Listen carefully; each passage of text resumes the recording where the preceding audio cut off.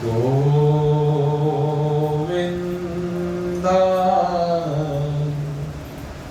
नमो नमः।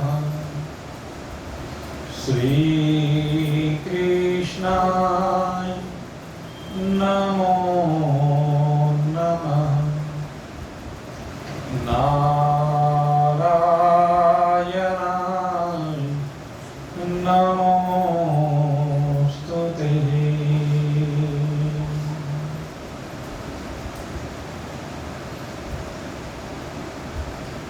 परमार्थ पथ पर श्रद्धा और विश्वास से संयुक्त होकर अपने स्वरूप का विवेक प्राप्त करने के अभिलाषी जिज्ञासु है। परमात्मा की असीम महान महती दया परमात्मा कृपा के परिणाम स्वरूप हम परमात्मा की विभूतियों का उन्हीं के मुखारविंद से नित्य श्रवण कर रहे हैं। भगवान कहते हैं कि जो मेरी वास्तविकता को जान जाता है, यथार्थता को अनुभूत कर लेता है, किस वास्तविकता को कि मैं अजन्मा हूं, मैं अनादि हूं और संपूर्ण लोक लोकांतर मेरे में बारंबार उत्पन्न होते हैं, विराजमान रहते हैं और लय को प्राप्त होते रहते हैं। जो परमात्मा की इन विभूतियों को जान जाता है, सर्व पापै प्रमुच्यते, वह सब पापों से मुक्त हो जाता है। भगवान कहते हैं कि मेरी जो ये उपलब्धि है, इसको जानने के लिए कहते कुछ भाव हैं और वो सब भाव मेरे से ही होते हैं। उन भावों को मुझसे उत्पन्न हुआ जानना है। यद्यपि जीव जब इस संसार में यात्रा करता है तो वो सोचता है कि ये भाव मेरे हैं, लेकिन वास्तव में ये सब भाव परमात्मा से ही उत्पन्न होते हैं, परमात्मा में ही रहते हैं। परमात्मा ही इन सब की व्यवस्था करते हैं। कहने का भाव यह कि जो भी कुछ है सब परमात्मा ही है, ये अनुभूत करना है। जब बुद्धि की बात होती है तो हम बुद्धि को लेकर कह देते हैं कि बुद्धि, निश्चय करने वाली बुद्धि, तत्व को जानने वाली बुद्धि, उचित अनुचित का निर्णय करने वाली बुद्धि, ये सब हमारी है। लेकिन वास्तव में ये बुद्धि कहां से उत्पन्न हुई है? कहते बुद्धि ब्रह्मा जी का ही स्वरूप है। वैसे तो बुद्ध बुद्धि प्रदातारम ये कहा जाता है, लेकिन बुद्ध भी एक भगवान की सृष्टि के अंतर्गत आने वाला एक ग्रह है और ये बुद्धि ब्रह्मदेव से ही प्राप्त होती है, क्योंकि बुद्धि के देवता हमारे ब्रह्मदेव ही हैं। या कह लीजिए बुद्धि के देवता गुरु रूप में भी स्वीकार किए गए हैं। गुरु भी बुद्धि के देवता कहे जाते हैं। गुरुदेव, जिनको हम बृहस्पति देव के नाम से जानते हैं, देवताओं के जो गुरु हैं वो बृहस्पति हैं। तो ये जो बुद्धि है, ये बुद्धि भी परमात्मा से ही उत्पन्न होती है। ये बुद्धि के जितने भी भाव हैं वो परमात्मा की शक्ति से ही दृष्टिगोचर होते हैं। दूसरी बात कही कल आपके सामने जो रखी गई, ज्ञान की बात कही गई। कहते हैं बुद्धि जिस ज्ञान को ग्रहण करती है, ज्ञान कौन सा? कहते विवेक ज्ञान। क्योंकि संसार में जब ये प्राणी आया है तो यहां विवेक तो करना ही पड़ेगा और करता भी है। किसी भी वस्तु को ग्रहण करने में या त्याग करने में अगर हम देखें तो विवेक ही तो होता है। क्या चीज हम खाना चाहते हैं, क्या नहीं खाना चाहते हैं, ये विवेक ही तो है। क्या हम पहनना चाह रहे हैं, क्या हम पहनना नहीं चाह रहे, ये विवेक ही तो है। एक दुकानदार ग्राहक को क्या देना चाह रहा है और क्या नहीं देना चाह रहा है, ये विवेक ही तो है। एक ग्राहक दुकानदार से क्या लेना चाहता है और बदले में क्या देना चाहता है, ये विवेक ही तो है। ये जो विवेक करने वाली बुद्धि होती है, अब वो विवेक हर प्राणी का भिन्न भिन्न प्रकार का हमें दिखाई देता है। एक व्यक्ति को तामसी पदार्थों को ग्रहण करना अच्छा लगता है। जिसकी बुद्धि विकृति को प्राप्त हो गई है वह तामसी पदार्थों को ग्रहण करना चाहता है। और जिसकी बुद्धि भोगवादी हो गई है, भोग प्रधान है, रजोगुण की प्रधानता है, वो संसार के आकर्षण में बंधा बंधा फिरता है। भोगवादी पुरुषों में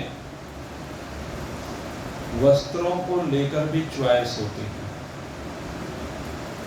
भोजन को लेकर भी चॉइस होती है, मकान को लेकर के चॉइस होती है, व्यापार को लेकर के चॉइस होती है, जो भी प्रोफेशन है उन सबको लेकर के उसकी तरह तरह की चॉइस होती है। खाना, पहनना, रहना, चलना फिरना, आचार विचार, उन सब में प्रकृति का आकर्षण दिखाई देता है। प्रकृति की चकाचौंध दिखाई देती है, रंग बिरंगी प्रकृति उसको दिखाई देती है। ये क्या है? भोगवादी प्रकृति का प्रतीक है। और तीसरी बुद्धि वो सात्विक बुद्धि होती है। और सात्विक बुद्धि जहां पर होती है वहां स्वाभाविक ही सौम्यता दृष्टिगोचर होती है, वहां स्वाभाविक ही वैराग्य दिखाई देता है। सात्विकता की सबसे बड़ी पहचान है वैराग्य। जब आपके जीवन में वैराग्य आने लगे, जब आपके जीवन में संसार के पदार्थों के प्रति प्रतिकर्षण होने लगे, आकर्षण नहीं, प्रतिकर्षण होने लगे, अर्थात संसार अब आपको किसी भी प्रकार से लुभाता ना हो, संसार के रंग बिरंगे परिधान आपको लुभाते ना हो। ये जो भिन्न भिन्न प्रकार की बिल्डिंगें बनी हुई हैं, किले बने हुए हैं, महल बने हुए हैं, ये आपको लुभाते ना हो। पहाड़ों का सौंदर्य आपको अपनी ओर ना खींचे, समुद्र की लहरें आपको आकर्षित ना करें, तो समझ लीजिए वैराग्य का प्रादुर्भाव हो रहा है। और जब खाने में चॉइस खत्म हो जाए, भोजन में क्या आ जाए? सात्विकता आ जाए। कैसी सात्विकता? कहते हैं जो शरीर के लिए लाभकारी पदार्थ हैं उन्हीं को ग्रहण करने की प्रवृत्ति बन जाए, उन वस्त्रों को पहनने की प्रकृति बन जाए जो सौम्यता, जो मर्यादा, जो परंपरा महान पुरुषों की है, उस महान पुरुषों की परंपरा का अनुकरण करने वाले वस्त्र आप पहनने लगे, तो ये भी वैराग्य है। वैराग्य सात्विक व्यक्ति के जीवन में कूट कूट कर भरने लगता है। और जब ये वैराग्य बनने लगता है, उसके उपरांत ही मेरे मित्रों ये सच्चे ज्ञान की ओर बढ़ता है।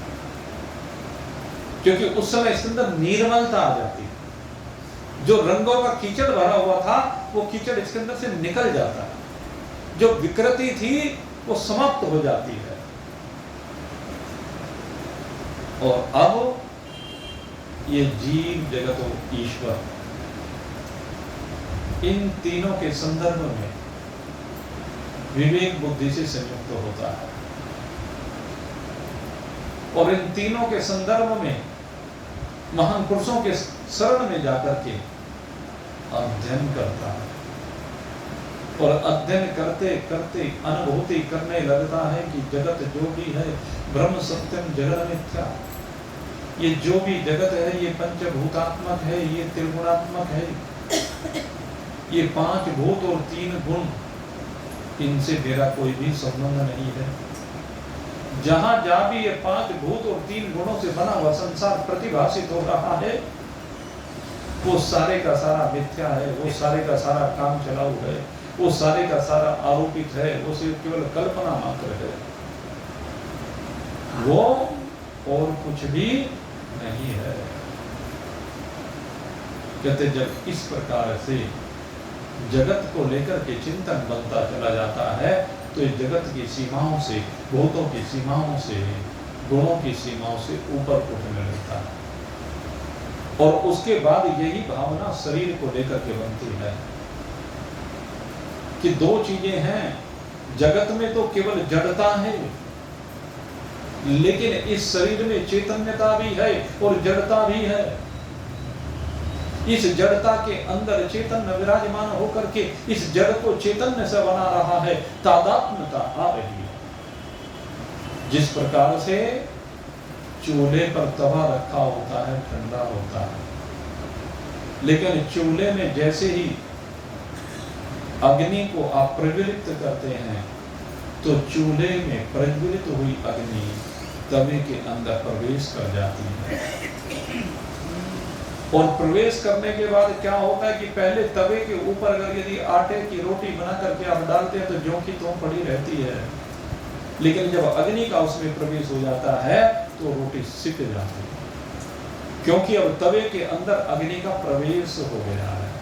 इसलिए तवे में अब वो शक्ति आ गई है कि वो रोटी को बना सके, क्योंकि उसका जो अग्नित्व है वो रोटी के अंदर भी प्रवेश कर जाता है। वो अग्नि रोटी में जब प्रवेश करती है तो सिक जाती है। तो ठीक इसी प्रकार से मेरे मित्रों, ये शरीर तवे की तरह से, रोटी की तरह से, कच्ची रोटी की तरह से, तो तवे के अंदर जब अग्नि का प्रवेश होता है, अग्नि माने आत्मा का प्रवेश होता है, तवे के अंदर जब आत्मा प्रविष्ट होती है तो तवे की शक्ति सामर्थ्य बढ़ जाती है। उसी प्रकार से इस शरीर के अंदर जब आत्मा की चैतन्यता प्रवेश करती है तो उस चैतन्यता के द्वारा ये शरीर जड़ से चेतन होता हुआ दिखाई देता है। लेकिन वास्तव में उस लोहे के तवे की वो शक्ति नहीं कि वो रोटी को सेक सके। ये शक्ति किसकी है? अग्नि की है।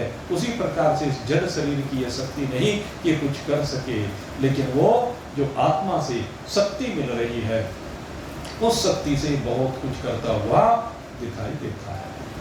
और जब महान पुरुषों की शरण में बैठ करके इस बात का पता चलता है कि इस शरीर में जो शक्ति है वो आत्मा की है, वो परमात्मा की है, तो तब वो समझ जाता है कि शरीर तो जड़ है। वास्तविकता किसकी है? आत्मा परमात्मा की है। वास्तविकता परमात्मा तत्व की है। और जब ये समझ में आ जाता है तो वो इस परमात्मा की एकता करता है, या कह लीजिए इस आत्मा की परमात्मा के साथ एकता करता है। वो परमात्मा जो सगुण साकार रूप में समस्त जगत के निर्माण का हेतु है, सबके पालन का हेतु है और सबको लय करने का हेतु है। और वो परमात्मा जो इस अव्यक्त से व्यक्त को प्रकट करता है। स्वयं अव्यक्त है, लेकिन स्वयं अव्यक्त होने के बावजूद वो इस व्यक्त को प्रकट करता है जो व्यक्त हो रहा है। और ये व्यक्त को जड़ रूप में प्रकट करके वो अव्यक्त इसमें समाहित होता है और उस अव्यक्त की चैतन्यता से इस व्यक्त में चैतन्यता भासती है। और जब ये तथ्य सामने आ जाता है तो व्यक्त से परे हो जाता है। व्यक्त मैं नहीं हूं, मैं कौन हूं? अव्यक्त हूं। अव्यक्तोयम अचिन्त्योयम अविकार्योयम उच्यते। क्या कहा? मैं अव्यक्त हूं, जिसे किसी प्रकार से व्यक्त नहीं किया जा सकता, जिसका किसी प्रकार से चिंतन नहीं किया जा सकता, जिसमें किसी प्रकार का विकार उत्पन्न नहीं किया जा सकता, ऐसा निर्विकार तत्व वो मेरी वास्तविकता है। और जब ये वास्तविकता अनुभूत हो जाती है तो इसी को ज्ञान कहते हैं। तो भगवान ने कहा बोधिर्ज्ञानम सम्मोह, इसके बाद कहा सम्मोह। एक सम्मोह होता है, एक असम्मोह होता है। इसकी चर्चा कल काफी विस्तार से हो चुकी है भाई। संसार में फंसे रहना, संसार से चिपके रहना, संसार को अपना समझते रहना, ये सब मोह के कारण होता है। और जब इसकी सीमा से बाहर निकल जाता है तो असम्मोह होता है, मूढ़ता नहीं रहती है। और ये कब नहीं रहती? जब ज्ञान हो जाता है। और ज्ञान होने के बाद कहते हैं इसके भाव कैसे बन जाते हैं। जिस समय इस जीवात्मा को अपने स्वरूप का बोध हो जाता है तो उसके अंदर कौन कौन से गुणों को हम सीधे सीधे प्रत्यक्ष देखते हैं। कहते हैं चाहे कोई भी परिस्थिति हो वो क्षमाशील हो जाता है। क्षमा कूट कूट करके उसके अंदर भर जाती है। किसी ने उसके शरीर के प्रति कुछ भी किया, शरीर को कितना भी कष्ट दिया, भगवान ऋषभदेव उनके शरीर को कितना परेशान किया। यहां तक कहते हैं कि दुष्टों ने उनके शरीर के ऊपर मलमूत्र तक कर दिया। जब पड़े रहे यूं ही अवधूत वृत्ति तो लोगों ने पागल समझ लिया। श्री सुखदेव मुनि जी वो तो विचरण करते हुए आ रहे थे, लेकिन दिगंबर वेश देख करके, घुंघराले वालों को देख करके, सारे शरीर पर मिट्टी पड़ी हुई देख करके, जिसमें उनका तेज छिपा हुआ था, अन्यथा कहते हैं कि करोड़ों सूर्यों के सदृश तेजस्वी हैं श्री सुखदेव जी, लेकिन उस तेज को उन्होंने छिपा रखा था। और जो महिलाएं बच्चे आसपास के गांव के इकट्ठे हो गए और पीछे पीछे ढेले मारते हुए, गालियां देते हुए, मजाक उड़ाते हुए, तिरस्कार करते हुए उनके पीछे पीछे दौड़े जा रहे हैं, लेकिन उनके मन में कोई विचलन नहीं। श्री सुखदेव जी अपनी प्रतिष्ठा में अचल है, भगवान ऋषभदेव जी बिल्कुल अपनी प्रतिष्ठा में अचल हैं, क्योंकि वो जानते हैं ये सब भी मेरा ही स्वरूप है। इन सब के अंदर बैठकर जो भी रामलीला हो रही है वो मेरे द्वारा ही हो रही है, क्योंकि उन्होंने अपने परमात्मा स्वरूपता को अनुभव कर लिया है। इसलिए अब अपकार करने वालों के ऊपर भी उपकार की भावना रहती है। जो तिरस्कार कर रहे हैं उनको भी स्वीकार कर लेते हैं। वो किसी के प्रति भी सब कुछ सामर्थ्यशाली होने के बाद भी कोई प्रतिक्रिया व्यक्त नहीं करते हैं। इसको कहते हैं क्षमा। किसी ने कुछ भी कर दिया लेकिन उस सब के बावजूद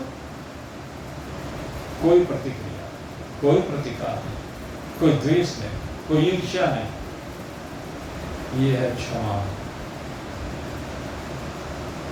एक प्रसंग आता है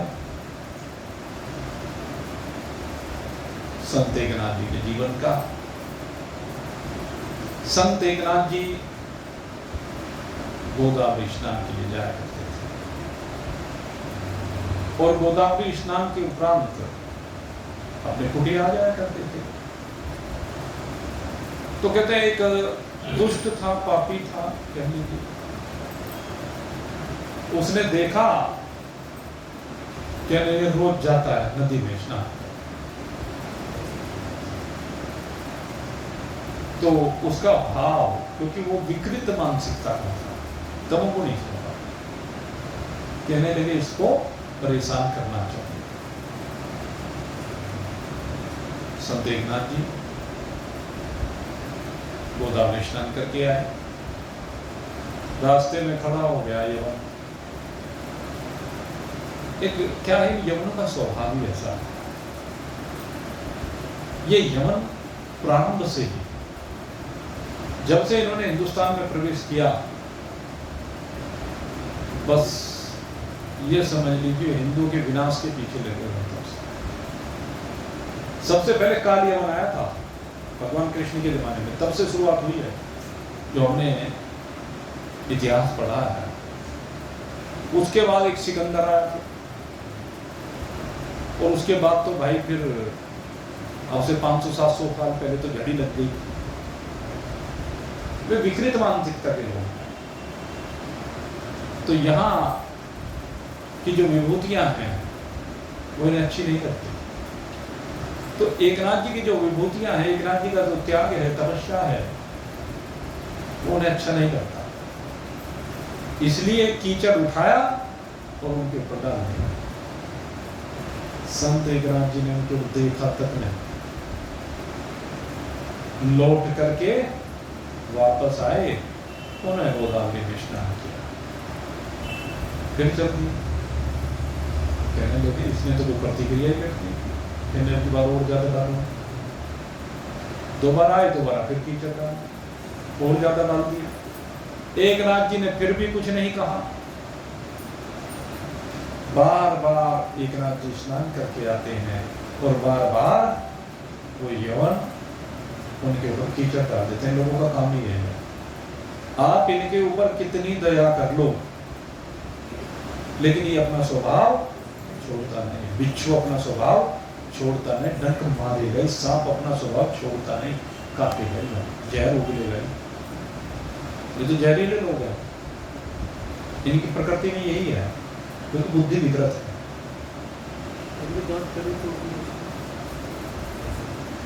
और वो शक्ति सामने तो होनी चाहिए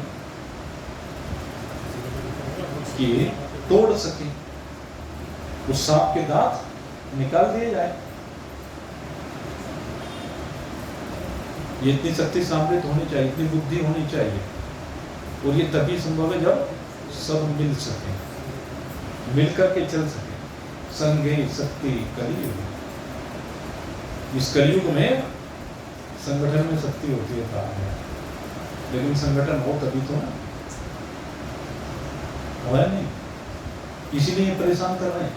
रोज आतंकवाद, हर तरह का आतंकवाद, सारी दुनिया के आतंकवाद से परेशान। दुनिया का कोई ऐसा देश नहीं जहां इन्होंने तबाही ना मचा, हर देश में। और ये अपने आप भी जहां रहते हैं वहां अगर अकेले भी है, वहां भी तबाही मचा है। इनको प्रगति अच्छी नहीं लगती।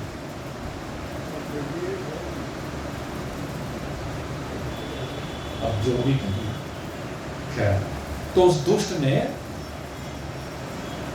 संत एकनाथ जी 107 बार स्नान करके आ रही है, पर कीचड़ डालना छोड़ा नहीं। और आखिर 108वीं बार जब संत एकनाथ जी आए तो उसके मन में भाव उत्पन्न हुआ, बदला।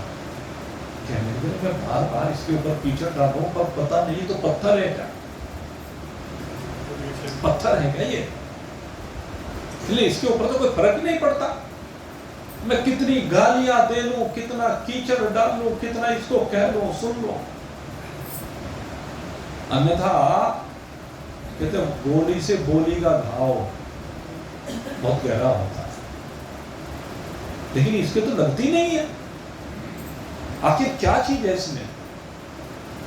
तो अब की बार 108वीं बार जब आए तो वो यवन चरणों में गिर गया, महाराज जी क्षमा करो। और संत एकनाथ जी ने उसे देखा और उसे उठाया, उठा करके संत एकनाथ जी उसके आगे नतमस्तक हुए। कहने लगे हाँ, संत न छोड़े संत कोटिक मिले असंत, चाहे कितने ही असंत मिल जाए, लेकिन जो संत है वो अपने गुणों को छोड़ता नहीं। एक नाथ जी ने भी नहीं छोड़ा, कहने लगे वाह तेरी कितनी कृपा है मेरे ऊपर। आज एकादशी की शुभ तिथि, और आज एकादशी कौन सी एकादशी है? मोक्षदा एकादशी। आज मोक्षदा एकादशी के दिन देख तेरा कितना उपकार मेरे ऊपर रहा कि मुझे 108 बार तूने गोदावरी स्नान करा। मेरे लिए तो परमात्मा के दरवाजे खोल दिए तूने, तेरी तो बड़ी कृपा है मेरे ऊपर। अब वो यवन क्या हो, ये है मेरे मित्रों क्षमा का स्वभाव, अवधूत का स्वभाव, सात्विक दृष्टिकोण। ये सात्विकता से भी ऊपर की बातें से, जहां जाकर के चराचर जगत केवल अपना स्वरूप दिखाई देता है, चराचर जगत में अपने अतिरिक्त कुछ दिखाई नहीं देता है, हर ओर केवल परमात्मा की चैतन्यता मात्र दृष्टि गोचर होती है। ये है मेरे मित्रों हमारी वास्तविकता। ये वास्तविकता जिसके अंदर आ जाती है वो सत्य से संयुक्त हो जाता है, उसका स्वरूप सत्य हो जाता है। हमारा वास्तविक स्वरूप है भी यही, सच्चिदानंद रूपाय। हमारा रूप क्या है, हमारी वास्तविकता क्या है? सबसे पहले का सत्य है, चित्त है, आनंद है। हम सब स्वरूप हैं, चैतन्य हैं, ज्ञान स्वरूप है, प्रकाश स्वरूप है, आनंद स्वरूप है। ये हमारा स्वरूप है। सत्यम ज्ञानम अनंतम ब्रह्म। ब्रह्म कौन है? सबसे पहले सत्य को ही ब्रह्म कहा गया। ब्रह्म सत्य में ही प्रतिष्ठित है। हमारा जीवन सत्य से संयुक्त होना चाहिए। महान पुरुषों का जीवन सत्य से संयुक्त होता है। इसलिए आपने सुना होगा, अनेक बार अनुभव किया होगा कि अगर यदि महान पुरुष के मुख से मजाक में भी कोई बात निकल जाती है ना, तो वो भी पत्थर की लकीर होती है। किसी की इतनी शक्ति सामर्थ्य नहीं है कि उस सत्य को मिटा सके। कौन से महान पुरुष हैं वो? यही महान पुरुष है वो ज्ञानी महान पुरुष जिन्होंने अपने स्वरूप का बोध प्राप्त कर लिया, क्योंकि उनकी एकता परमात्मा के साथ हो गई है। उस सत्य स्वरूप परमात्मा के साथ उनकी एकता हो जाने के कारण से उनकी वाणी से जो भी निकल जाता है वही सत्य हो जाता है। उनके शरीर से जो भी कर्म हो जाता है वही प्रमाण बन जाता है। ये सत्य की ताकत है, ये सत्य की पहचान है। उनका मन सत्य होता है, उनकी वाणी सत्य होती है, उनका तन भी सत्य होता है।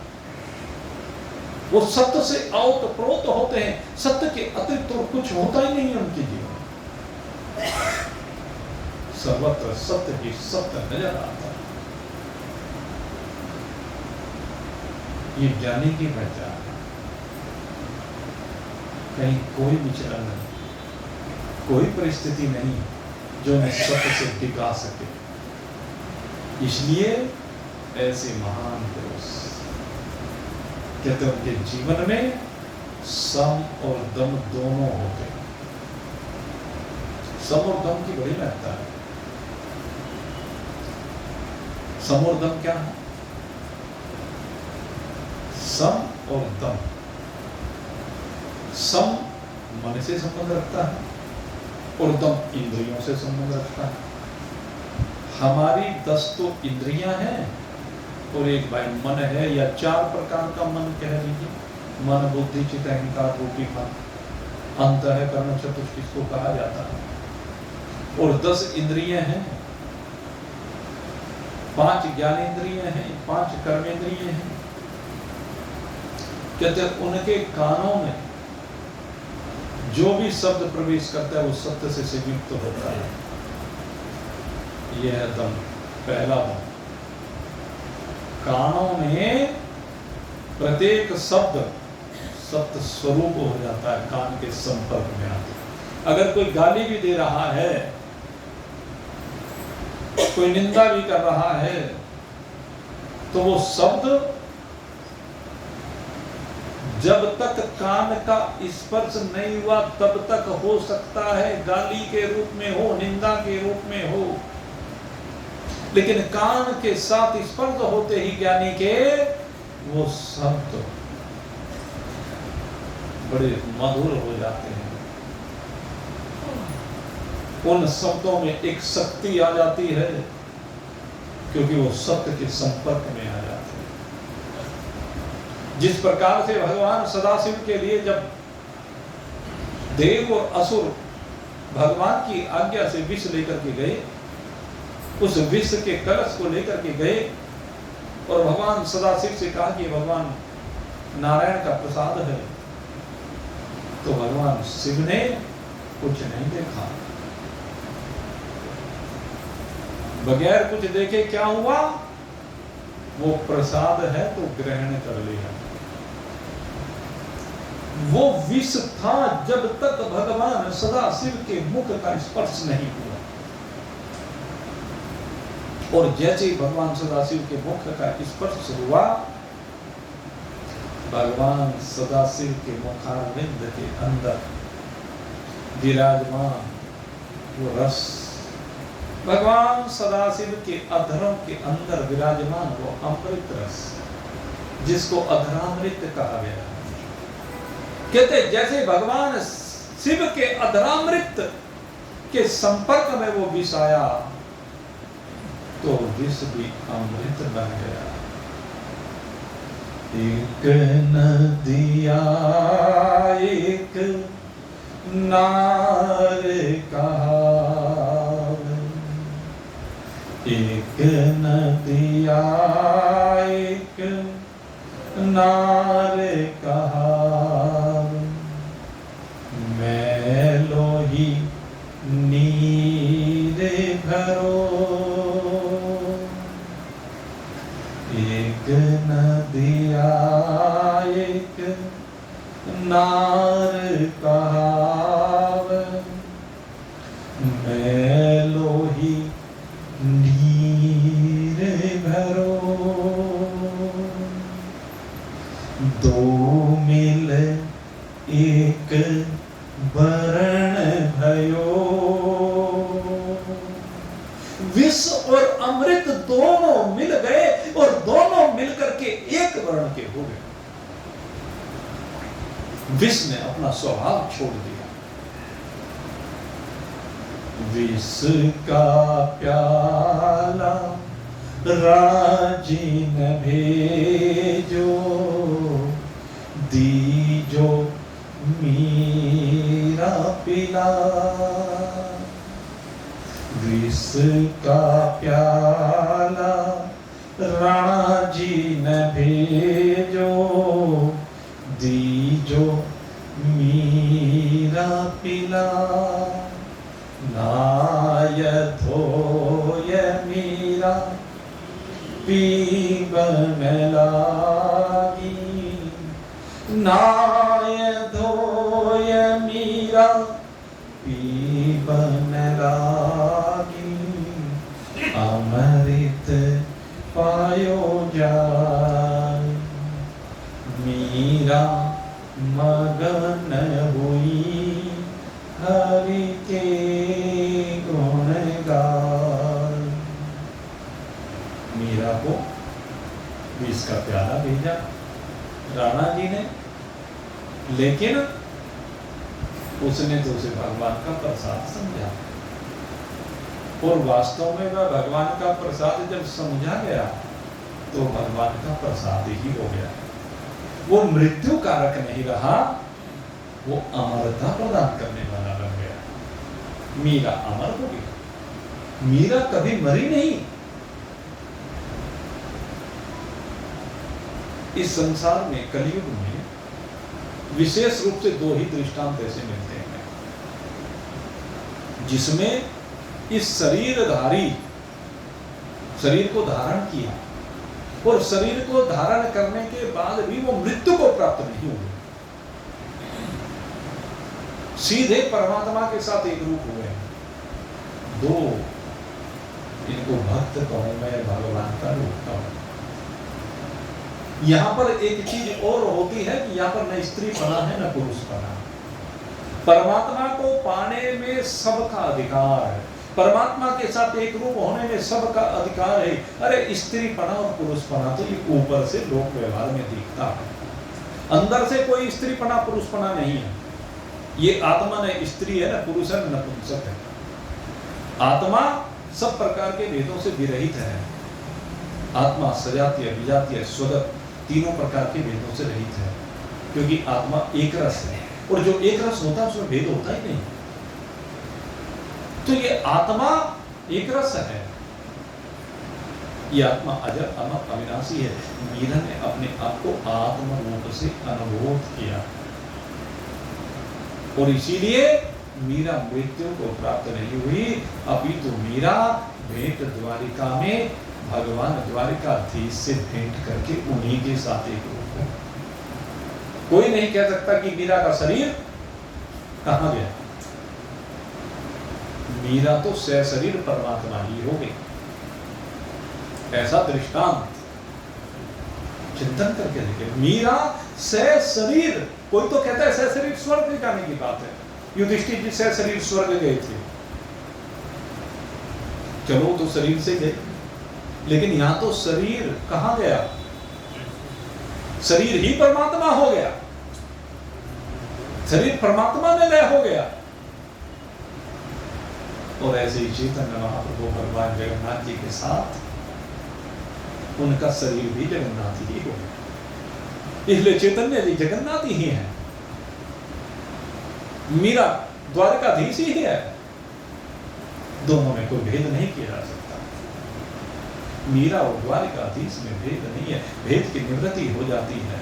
चैतन्य और जगन्नाथ जी में कोई भेद नहीं है, भेद की निवृत्ति हो जाती है। उसी प्रकार से एक जीव एक ब्रह्म कहा, एक जीव एक ब्रह्म कहा। हम कहते हैं हम तो जीव है, और दूसरा वो ब्रह्म है।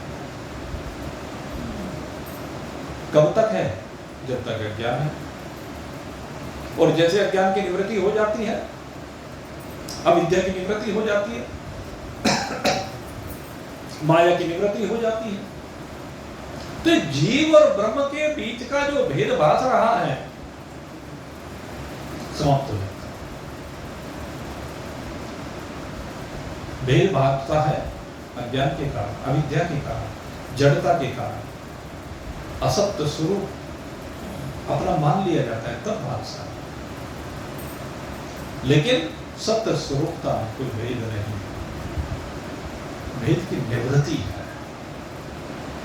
और जब भेद की निवृत्ति हो जाती है तो ये जीव ब्रह्म ही हो जाता है, क्योंकि जीव ब्रह्म को जान लेता है अहम ब्रह्मास्मि रूप से। ब्रह्मविद ब्रह्मेव भवति, ब्रह्म को जानने वाला ब्रह्म ही हो जाता है। और जैसे ये भेद भ्रांति निवृत्त होती है तो ब्रह्म स्वरूपता है, ब्रह्म के अलावा और कुछ है ही नहीं। तो मेरे मित्रों, प्रत्येक शब्द परमात्मा हो जाता है। वो शब्द भी, स्पर्श भी, रूप भी, रस भी, गंध भी, जब तक इनका संग नहीं हुआ तब तक ये विकारी हैं, तब तक ये विषय हैं।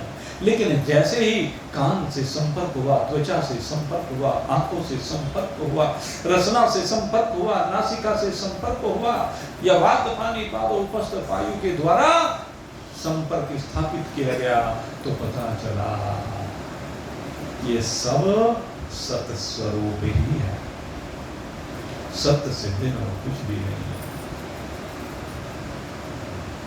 न भावो विद्यते सतः, सत्य का कभी अभाव है ही नहीं। जो भाषित हुआ असत्य के कारण, भ्रम के कारण, माया के कारण, ना समझी भूल के कारण से, यही तो अज्ञान है। और जैसे इस अज्ञान की निवृत्ति होती है तो ज्ञान हो जाता है, और ज्ञान होते ही अपने सत्यचित आनंद स्वरूपता की अपने आप में, अपने आप को, अपने आप ही वो अनुभूति हो जाती है, अपने आप अनुभूति हो। पहले साधन बहुत होते हैं, लेकिन बाद में साधनों की बात नहीं, क्योंकि इंद्रियां विषयों की ओर दौड़ती नहीं है। इंद्रियों का विषयों से संग समाप्त हो गया, क्योंकि इंद्रियां में हो ही नहीं। जब इंद्रियां में नहीं हो तो इंद्रियों के विषय भी में नहीं हो, ये इंद्रियां भी परमात्मा स्वरूप ही हो जाती है। इसी का नाम दम है। दम इसको कहते हैं जब आपकी इंद्रियां परमात्मा स्वरूप का अनुभव करने लगे। इंद्रियां ऐसा नहीं कि आंखों से रूप दिखाई नहीं देगा, दिखेगा तो जरूर, लेकिन आंखों से परमात्मा ही दिखेगा। ऐसा नहीं कि कानों से शब्द नहीं सुनेगा, सुनेगा, लेकिन सारे शब्द परमात्मा रूप हो जाएंगे। ऐसा नहीं कि त्वचा से स्पर्श नहीं होगा, लेकिन होगा तो क्या होगा कि सब कुछ परमात्मा का ही स्पर्श हो रहा है। रसना जो रस ले रही है वो परमात्मा स्वरूप का रस ले रही है, परमात्मा गंध का सेवन हो रहा है इस नासिका में। ये है मेरे मित्रों भाव, इसे कहते हैं दम। दम जीवन में उतर जाना। और फिर कहते हैं सम, कहते हैं जहां दम होता है सम तो वहां अपने आप हो जाएगा। इस दम के ना होने के कारण ही तो सम नहीं होता। सम माने मन का निग्रह है, दम माने इंद्रियों का निग्रह है, तो सम माने मन का निग्रह है। मन जो विश्व में भटकता फिरता है, मन जो अनेक कामनाओं से संयुक्त होकर के संसार में भटकता फिरता है, मन जो सारे दिन दौड़ लगाता रहता है, जो चंचल मन है, किन के लिए? इन इंद्रियों के लिए तो है। इन इंद्रियों को भांति भांति के विषय परोसना चाहता है यह मन। इन इंद्रियों के माध्यम से भांति भांति के विषयों का सेवन करना चाहता है मन। शब्द स्पर्श रूप रस गंध का सेवन करना चाहता है, और इसी कारण से काम क्रोध मद लोभ मोह मद सांसद इत्यादि विकारों से संयुक्त रहता है मन। लेकिन जब दम हो जाता है, जब इंद्रियां परमात्मा स्वरूपता में विराजमान होती हैं, तो मन भी परमात्मा में ही एकाग्र हो जाता है। ऐसा मन लगता है फिर तो तन दुनिया में रह भले ही, मन हरि चरणन ध्याए, मन हरि चरण ध्याए। कहत कबीर सुनो भई साधु, सहज मुक्ति को पाई। ऐसे मन को लगाए, जो मन के लगाए हरि पाई। ऐसे मन को लगाए, जो मन के लगाए हरि पाई। हरि मिल जाता है। जिसका मन इस प्रकार से सर्वत्र परमात्मा में ही लग जाता है, परमात्मा में ही रम जाता है, तो परमात्मा के साथ ही एक रूप हो जाता है। तो आप सबके लिए बहुत बहुत शुभकामना करते हैं कि आप परमात्मा स्वरूपता में विराजमान हो। इन्हीं शुभ भावों के साथ आज का सत्संग अब यहीं पर विश्राम को प्राप्त हो रहा है। बोलिए सच्चिदानंद भगवान की।